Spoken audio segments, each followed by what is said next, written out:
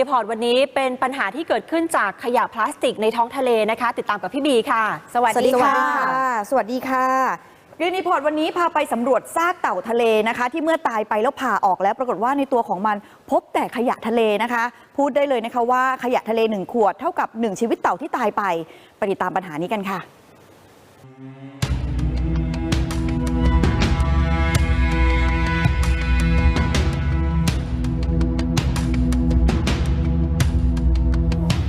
ที่เห็นใส่ขวดอยู่นี้เป็นขยะทะเลที่ศูนย์อนุรักษ์พันธุ์เต่าทะเลกองทัพเรือได้มีการพิสูจน์ผ่าซากเต่าทะเลที่ตายแล้วหลังได้รับแจ้งพบซากจากสถานที่ต่างๆสัตวแพทย์ประจำศูนย์อนุรักษ์พันธุ์เต่าทะเลเล่าให้ฟังว่าขยะทะเล1ขวดแก้วหรือ1โหลเท่ากับ1ชีวิตเต่าทะเลที่ตายไปอย่างนั้นเนี่ยต่อขวดเนี่ยก็คือต่อตัวหนึ่งตัว1เคสที่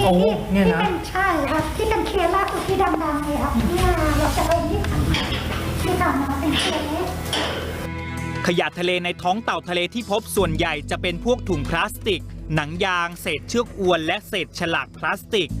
และที่เห็นในโหลใหญ่ที่สุดนี้เกิดจากซากเต่าทะเลขนาดโตเต็มวัย20 ปีที่ลอยเกยตื้นบริเวณหาดกินนรีอำเภอสัตหีบจังหวัดชลบุรีช่วงลอยกระทงที่ผ่านมาผ่าซากออกมาแล้วพบว่ามีสิ่งแปลกปลอมในระบบทางเดินอาหารจำนวนมากเช่นหมุดตะปูจากกระทงอวนเชือกไนล่อนและแผ่นพลาสติกอุดตันในลำไส้ซึ่งเมื่อรวมๆกับเศษอาหารแล้วทั้งหมดนี้อยู่ในท้องเต่าทะเลกว่า2กิโลกรัมสัตวแพทย์ระบุว่าเมื่อเต่าทะเลกินขยะทะเลเข้าไปจำนวนมากจะทำให้อุดตันอยู่ในระบบทางเดินอาหารตั้งแต่บริเวณกระเพาะอาหารไปจนถึงลำไส้ใหญ่จนระบบทางเดินอาหารอักเสบไม่สามารถย่อยอาหารและขับถ่ายออกมาได้ตามปกติจึงเป็นสาเหตุหลักที่ทำให้เต่าทะเลจมน้ำตายในที่สุดปัจจุบันโรงพยาบาลเต่าทะเลกองทัพเรือรักษาเต่าทะเลเกยตื้น 60-80 ตัวต่อปีในเขตพื้นที่ชลบุรีและระยองแต่ก็มีเพียง 30% ที่สามารถปล่อยคืนธรรมชาติได้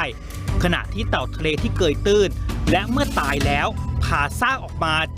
70% สาเหตุการตายมาจากขยะทะเลเพราะปัญหาสิ่งแวดล้อมรอไม่ได้